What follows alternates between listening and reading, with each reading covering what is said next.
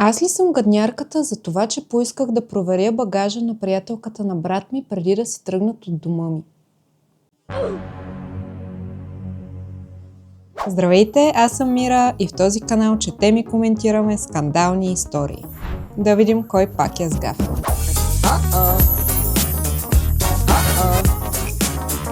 Започвам. Малко предистория. Аз, 39 годишна жена, имам брат на 32 години, когото ще нарека Мартин. Мартин е с тази жена на 35 години, която ще нарека Виолета от почти 2 години. Около месец след началото на връзката им, Виолета забременя с племенника ми, който сега е почти на 1 година. Виолета има и 2 дъщери на 5 и 8 години от предишна връзка. Окей. Дъщерите й са много близки по възраст до моята дъщеря, която е на 7 години и до миналия уикенд всички се разбирахме чудесно. Те живеят в друг щат, но ни гостуват доста често и остават у нас, защото имаме свободна стая. До тук звучи много добре. Сега да видим защо е искала да провери багажа. Миналия уикенд пак бяха на гости и около час преди да си тръгнат, дъщеря ми забеляза, че липсват няколко от любимите играчки. Момичетата си играеха цял уикенд, затова не му обърнах много внимание и предложих да й помогна да ги потърсим. След около 20 минути търсене не можахме да ги намерим никъде, затова попитах дъщерите на Виолета дали си спомнят къде за последно са играли с тях. Те казаха не, но изглеждаха малко виновни. Попитах Мартин и Виолета и Мартин каза, че е видял точно тези играчки в стаята, в която спяха дъщерите на Виолета. Отидохме да проверим и ги нямаше там. Той попита Виолета дали ги е преместила, когато е събирала багажа на момичетата сутринта и тя каза, че не са били там. Върнахме се в хола и видях как дъщерите на Виолета са се сгушили една до друга над една раница и бързо я затвориха, когато ни видяха. Мартин отново ги попита дали знаят къде са играчките и те този път не казаха нищо, само погледнаха майка си. Мартин посегна към раницата и Виолета избухна. Започна да ми крещи как смея да обвинявам дъщерите й в кражба и се опита да издърпа чантата. Мартин я отвори и вътре бяха липсващите играчки плюс още няколко. Бях абсолютно бясна. Казах и, че искам да видя какво още е взела и настоях да отворя двата куфара. Тя каза, че това е нахлуване в личното й пространство и се опита да ги вземе и да си тръгне. Не, няма да гледаш какво друго съм взела. Виолетки. Мартин я спря и я накара да ги отвори. Окей, поне знаем, че братът е до някъде разумен в тази история. Беше взела няколко блузи, няколко поли и рокли и чисто нов чифт маратонки Nike, които са на дъщеря ми. Значи тая Виолета е клептоманка ли? Или нямат пари ли? Окей, добре. Взех всичко обратно и казах, че тя и дъщерите й повече не са добре дошли в дома ми. От тогава получих няколко съобщения от нея и от няколко непознати номера, че съм я унизила и съм разстроила децата й, защото им е било обещано, че ще получат тези вещи. Кой им е обещал? Явно не е и авторката. Явно не е и брата на авторката. Явно не е и мъжа на авторката. Остава само един човек. Мартини е ядосан, но каза, че съм била прекалено груба с нея пред всички и че е можело да се справя с ситуацията по-дискретно. Наистина се чувствам ужасно, че момичетата си тръгнаха разплакани, но аз ли съм гадняра за начина, по който постъпих? Така, можело е малко по-дискретно наистина да подходиш, но не бих казала, че си гаднярката в ситуацията. Напълно си в правото. В крайна сметка идват в дома ти гости, посрещаш ги, гощаваш ги, настаняваш ги и накрая крадат от децата ти. Обувките им, да, определено не си гаднярат. Имаме редакция на поста, в който авторката допълва: не съм сигурна кой е обещал на момичетата тези неща. Окей, отговаря на въпроса ни. Виолета не пожела да обясни, но предполагам, че е била тя. Искала да я дръпна на страна в друга стая далеч от Мартин и децата, за да обсъдим ситуацията. И какво ще обсъждаш? В смисъл, Защо взе играчките на децата? Ами, защото аз им обещах и нямаше как да ги разочаровам, пък те вашите деца си имат много играчки, пък моите нямат чак толкова много. В смисъл. Също така, да, на 99% съм сигурна, че бебето е негово, той е копия на брат ми като бебе. Не вярвам, че момичетата са знаели, че крадат. Мисля, че майка им е казала, че аз съм разрешила. Никога досега не сме имали проблем с момичетата, те са добри деца. Също така ще говоря и с брат ми тази вечер или утре, за да обсъдим нещата. Най-вероятно да. Най-вероятно дечицата, момичетата изобщо не са знаели в какво са намесени и затова и така са реагирали, когато са пазили чантата, тъй като са били малко и те самите в шок. Имаме и втора редакция. Ще говоря с брат ми след около час. Свързах се с човек, който я познава и наяве излязоха много неща. Виолета изобщо не е тази, за която се представя. Окей, става интересно. Апдейт. Говорих с брат ми и снощи му показах много от вашите коментари и предложения и благодарение на един от коментарите вече знам много повече за Виолета и какъв човек е всъщност. Не мога да споделя всичко, но мога да кажа, че брат ми и племенникът ми вече живеят при нас, докато прави ДНК тест и прекъсва всякакви връзки с нея. Нещо сериозно е станало.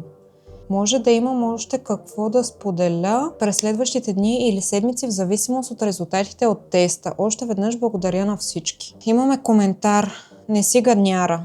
Да, очевидно. Аз може би нямаше да се сетя да отворя куфарите. Щях да си помисля, че момичетата просто са взели играчките, но дрехите ме карат да мисля, че това е било дело на Виолета. Особено ако на момичетата са им били обещани. Кой друг би им обещал? Брат ти, жена му и децата, доведените му деца не трябва да бъдат канени обратно. Всеки, който ти каза обратното, нека ги приеме от тях. И тук авторката отговаря, че обикновено и аз не бих се сетила, но начинът по който тя ги сграбчи и се опита да избяга задейства всички аларми в главата ми. Сега, тук този коментар, чак брат ти да не е канен обратно във вас, за мен отново е леко прекалено. Доста от коментиращите по принцип са твърде крайни. По-скоро децата също, нали, те не са виновни, но жена му трябва да си понесе последствията за това, което е направила. Не мисля, че ако бяха попитали, и може ли да вземем тези играчки децата да си поиграят малко с тях, някой би им отказал, но така, коментар номер 2. Значи тя е обещала дрехите, обувките и играчките на дъщеря ти на своите деца.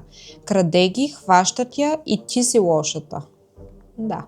Абсолютно. Коментар номер 3. Тя е използвала фалшиво име и има досие. Тази история ми звучи много позната, но не по причините, които другите казват. Имат ли инициалите КАС някаква връзка с този пост? Авторката пише, моля, пиши ми налично. Не знам дали Кас и авторката се познават и мамка му много ми се иска, но ако не, мисля, че все пак ни трябва историята на Кас. И тук предната коментираща пише, за съжаление е тя. Значи тук имаме история, в която авторката споделя за жената на брати, как е откраднала някакви неща от децата и се включва някакъв случайен коментиращ, който я пита дали инициалите КАС имат някаква връзка с този пост. Сега ще видим и каква е връзката. Легендата за КАС. Това определено избухна, но кой съм аз да отказвам на хората това, което искат? Лорът за КАС. Да започваме. По очевидни причини ще бъда малко неясна с някои детайли поради съображения за лична сигурност. Основно не искам това влакче на лудостите да се върне в живота ми и се надявам, че до края ще разберете защо. Така че закопчайте коланите. Опа. И моля, не ме съдете, ние не поддържаме контакт с нито един от тези хора вече повече от десетилетие. Също така ще кажа, че тя е много красива и обикновено получава каквото си поиска от мъжете, така че не е свикнала да й казват не. Окей. 2005 година.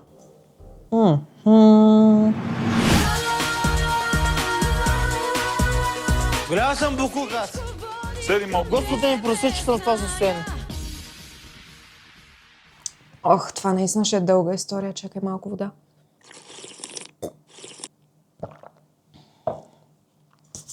Така, когато бях на 18, аз и тогавашният ми приятел, сега съпруг, бяхме поканени на домашно парти от приятел на приятел, за да отпразнуваме дипломирането. Познавахме около половината хора там и бяхме ходили и преди в къщата няколко пъти. Всички бяхме в мазето и след няколко питиета отидох горе до тоалетната и там срещнах Кас, която по това време беше на 14. Вратата на банята беше отворена, влязох и светнах лампата, но за моя изненада тя беше там с някакъв тип във ваната и правеха неща, които обикновено не се правят в незаключена стая. Извиних се и си намерих друга баня. Около час по-късно тя слезе долу при останалите и веднага фиксира гаджето ми, тръгвайки право към него. Имайте предвид, че аз стоях точно до него. Опита се да седне в скута му и когато той я бутна, тя подскочи като ощипана и започна да вика как само се е шегувала, той дори не бил секси и можел да си намери много по-добра от мен. Пикла. Окей. Смисъл, тя е в банята с някой във ваната и правят някакви работи, нали? И после слиза и решава, че вече следващия таргет е гаджето ти. Ама да, ти каза, че е красива и не е свикнала да й отказват, пък е само на 14. Само на 14 е. Окей. Останахме още около час и си тръгнахме. Седмица по-късно тя започна да звъни и да пише непрекъснато на момчето, с което се беше забъркала, че е бременна. След седмица. Когато той не й повярва, което честно казано кой би повярвал само след седмица, тя се опита да го обвини в изнасилване. Аз и гаджето ми трябваше да говорим с полицай, защото бяхме там и аз бях тази, която ги хвана. Не знам какво стана след това, но обвиненията в крайна сметка бяха свалени. Добре. 2009 година. Значи минали са вече 4 години. Аз и съпругът ми сме на 22, а тя е на 18. Вече сме женени и живеем на източното крайбрежие, защото той е в армията. Прибираме се за партито на родителите му за 4 юли и ни възлагат да отидем да вземем още лед. Той влезе да плати, а аз стоях навън до фризерите с лед и го чаках и познайте кой се появи. Виолета Кас. Предполагам. Кой друг? Тя дойде направо при мен и каза нещо от рода на това, че се е радвала, че най-накрая съм си научила мястото и че тя и съпругът ми били толкова щастливи заедно през последната година. Също така направи много вулгарни коментари за сексуалният им живот. Дори не успях да реагирам, когато той излезе и тя пребледня, а после почервеня. Тази луда... Бип... Имаше наглостта да погледне съпруга ми и да го попита какво иска за вечеря и да му напомни за плановете им за уикенда да отидат на езерото с нейното семейство, докато той просто стоеше и я гледаше като идиот и после я попита дали я познава. Аз абсолютно избухнах и почти се напиках от смях, докато тя си тръгваше ядосана. Когато се върнахме при родителите му, той получи покана за приятелство от нея във Фейсбук и я изтри. В рамките на 3 дни тя му изпрати още 4-5 покани, така че той я блокира. 2010. Сега съм бремена в 7-я месец с дъщеря ни и летим обратно в родния си град за последен път преди да се роди. И разбира се, отново срещаме Кас. В Walmart. Знам как звучи, но сме от градче с около 5000 души, така че виждаш всички постоянно, независимо дали искаш или не. Очевидно бях бременна около 7 месец. Също така съм висока едва 1,57 м и по това време тежах около 52 кг, така че коремът ми се виждаше много ясно. Тя беше със сестра си и изглеждаше сякаш ни следят, но се опитахме да ги игнорираме. Да, нищо чудно, тя просто е обсебена от мъжа ти. Когато стигнахме до касата, те отново бяха точно зад нас и продължаваха да се държат детински, но в нейна защита тогава беше на около 19. Ние продължихме да ги игнорираме и излязохме от магазина. По-късно същия ден наш приятел ни каза да проверим Фейсбук и ето, имаше снимка на мен в отдела за закуски с надпис "Когато хванеш сурогатната си майка да купува само бокуци". О, колко е нагло. и много коментари колко ужасна съм. Тази психопатка беше казала на всички, че аз съм сурогатна майка на нейното и на съпруга ми бебе. На следващия ден подадохме ограничителна заповед. Май хлопа яко дъската на тая. 2010. Добре, следващо продължаваме историята с вече сме 2018 година.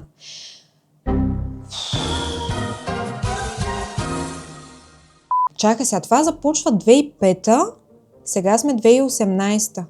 13 години това момиче не се отказва.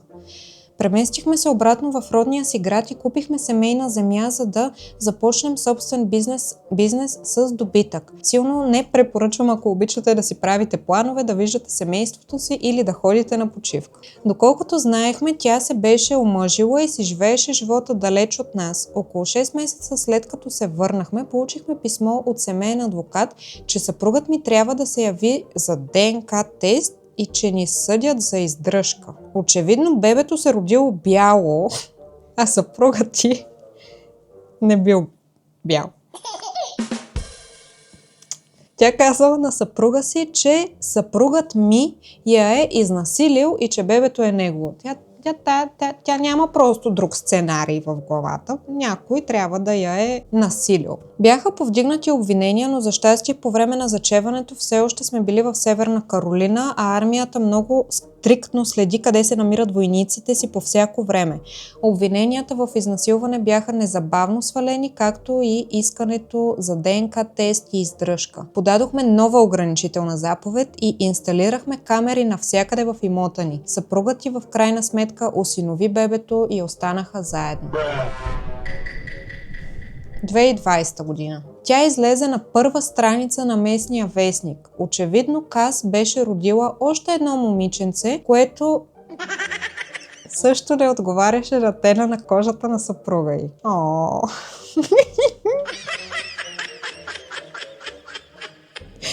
Каква палница.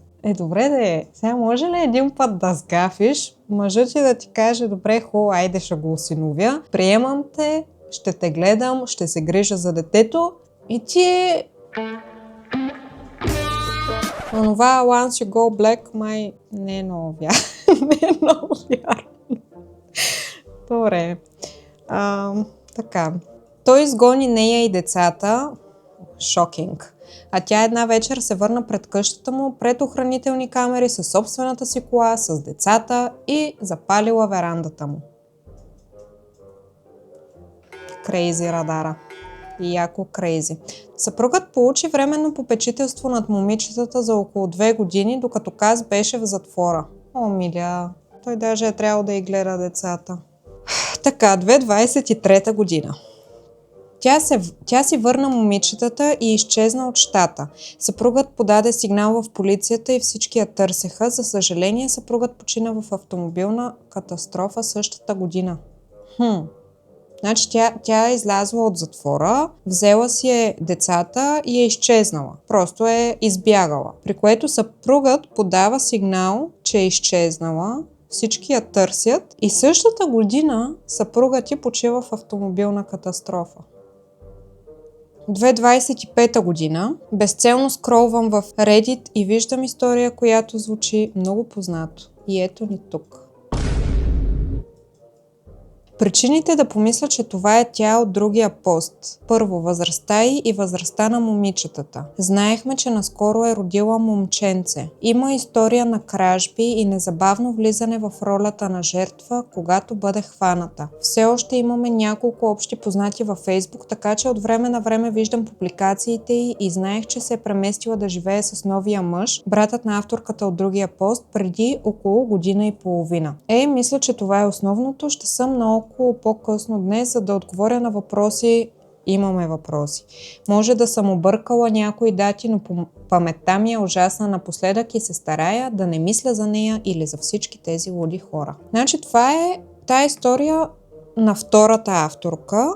20 годишна история. Тя просто се разтяга в рамките на 20 години. През няколко години това момиче постоянно се появява в живота им и всява някакъв смут, някакъв хаос, някакво напрежение. Така, сега да видим коментарите. Фиксацията и върху съпруга ти е толкова плашеща, надявам се да ви е оставила на мира. Отговорът на авторката: опитвала се е да се свърже с него чрез социалните мрежи няколко пъти, но ние почти не използваме Фейсбук и се опитваме да живеем сравнително личен живот. Наистина мисля, че част от това е ревност, защото той е един от малкото, които никога не са се хванали на чара й. Както казах, това е малък град и тя наистина е много красива. Да, явно като момиче, което е свикнало да получава всичко и всеки, това е нещото, което я кара да го преследва толкова, макар и да няма смисъл. Коментар 2. Бъди подготвена. Тя е луда и ще се върне, когато прочете историята и осъзнае, че е за нея и може би ще прочете и това. Авторката отговаря: имаме достатъчно основания да получим нова ограничителна заповед по всяко време. Също така имаме охранителни камери навсякъде в имота и няколко кучета, които са олицетворение на да видим кой ще посмее. Добре де, аз не съм много наясно. Те вече като са извадили 2 ограничителни заповеди, може би имат някаква давност, някакъв период ли? Защо трябва да вадят нова? Нали ти вадиш една, после трябва да вадиш втора, после трябва да вадиш трета или, не знам, трупат ограничителни заповеди, за да могат после да я осъдят? Не ми е ясно това. Имаме тук още няколко коментара. Тази жена е напълно откачена. Да, откачена си е. Много се радвам да видя, че ти и съпругът ти сте останали един до друг. Тази част ме прави щастлива за вас. Да, това е много готино. Много сладко. Благодаря, това е най-добрият ми приятел и е такъв от 8-ми клас. По-лудото е, че той не е единственият, към когото тя се е фиксирала през годините, но не се чувствам комфортно да разказвам чужди истории. Имаме и тук някакъв отговор на авторката, но коментарът липсва. Съгласна съм с теб на 100%, но в кой момент порастваш и осъзнаваш, че това, което правиш, е абсолютно ненормално. Знам, че детството й не е било лесно, били са с ниски доходи и са се борили, но познавам родителите й и братята и сестрите й и освен едната сестра, всички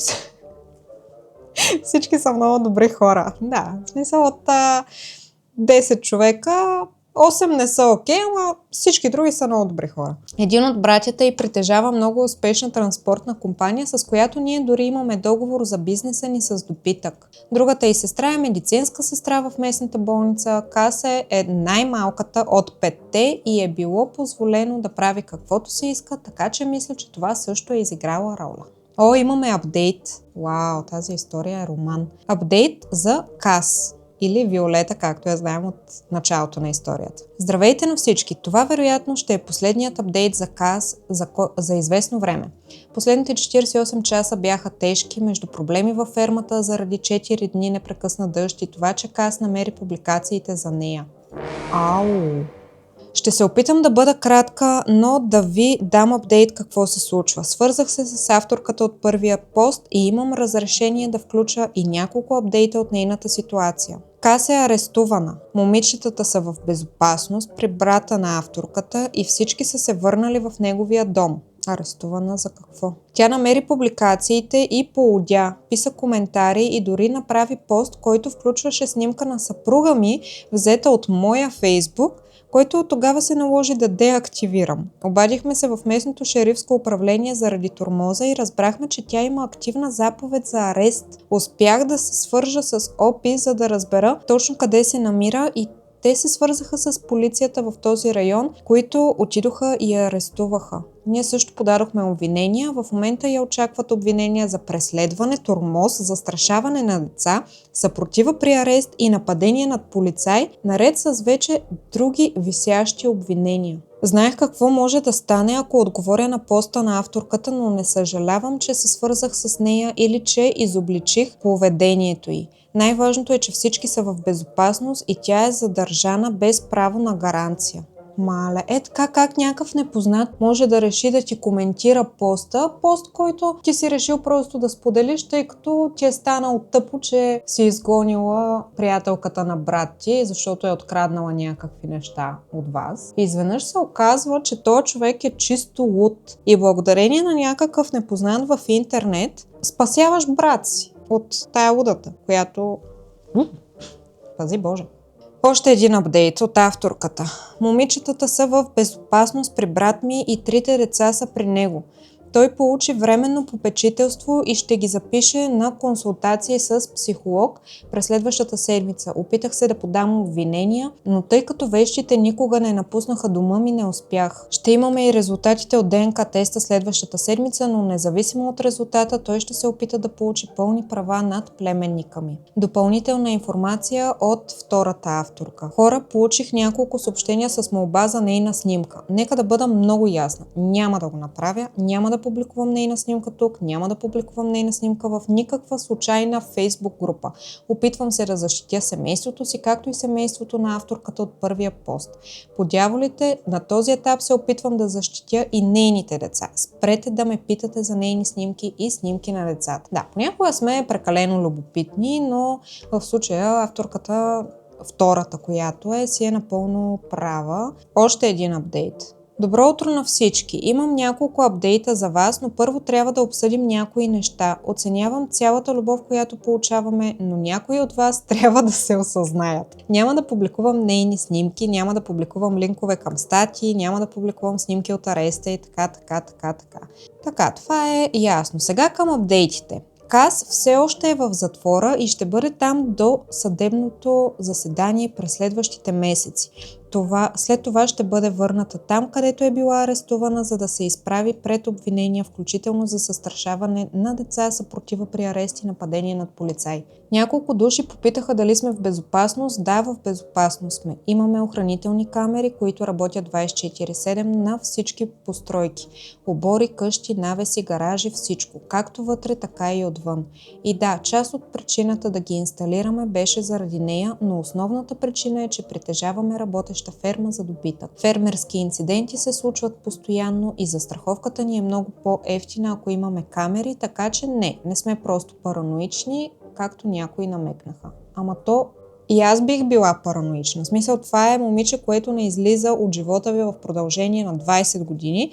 Накрая ти решаваш да направиш добро, да помогнеш на друг човек и тя отново се връща в живота ти. В смисъл, и мен би ме било страх и бих си сложила камери. И заповеди, и всичко, за да може да бъде далеч от мен и да не я мисля. Споменах в коментар, че брат ти притежава транспортна компания, с която работим тясно, така че успях да го информирам за всичко, което се случва. Той говори с брата на авторката, за да вземе момичетата при себе си и имат съдебно заседание по семейни дела в петък и се надяваме, че скоро момичетата ще живеят при чичо си. Той е наистина добър човек, а жена му е невероятна. Ако бяха като Каз, нямаше да работят за нас и вярвам, че те са най-добрият вариант за нормално детство на момичетата. Сега за момченцето, Мартин е бащата. Супер. Той вече има адвокат и предвид обстоятелствата би трябвало да може да получи пълно попечителство и права над него занапред. Ще дам нов апдейт след заседанието в петък, тъй като ще отидем с него, за да му помогнем да вземе момичетата. Доколкото знам, Каз не се е свързала, за да провери как са, откакто беше арестувана. Колко загрижена майка. И не, катастрофата на покойния съпруг не е била по нейна вина. Добре. Аз малко тук филм плюс. Шофирала е една вечер, след като е бил в бара и е излязал от пътя. Намерен е на следващия ден и не е имал следи от престъпление. Заключено е, че най-вероятната причина е била, че е бил в нетрезво състояние. Животно е изкочило пред него и той е завил, за да го избегне, но е ударил дърво. И последен апдейт, хора. Здравейте! Мина доста време. Не знам дали на някого изобщо му пука, но имам наистина финален апдейт. Пука ни, разбира се. Как да ни пука? Дай да видим сега какво е станало. Момичетата вече са под попечителството на чичо си, брата на Каз и съпругата му. Започнаха училище тази есен и се справят изключително добре. Малко са изостанали, но са много умни и наваксват бързо. Момченцето е при баща си и също се справя отлично. Каз е в затвора и ще бъде там поне още 3 до 5 години. Тя се призна за виновна по много обвинения, което ускори процеса, но и намали присъдата. Тя се отказа от родителските си права над бебето, но не и над момичетата. Това все още продължава, за съжаление.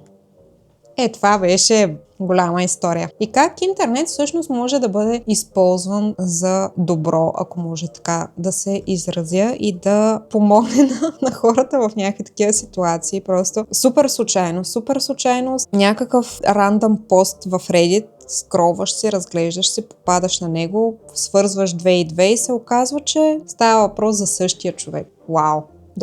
Доста луди хора има на този свят. Радвам се обаче, че момичетата наистина са добре, че имат адекватен чичо и не се изненадвам, че са изостанали академично с такава майка. Просто скандално. Скандално. Това беше днешната история, няма време за втора. Чао и ще се видим скоро пак.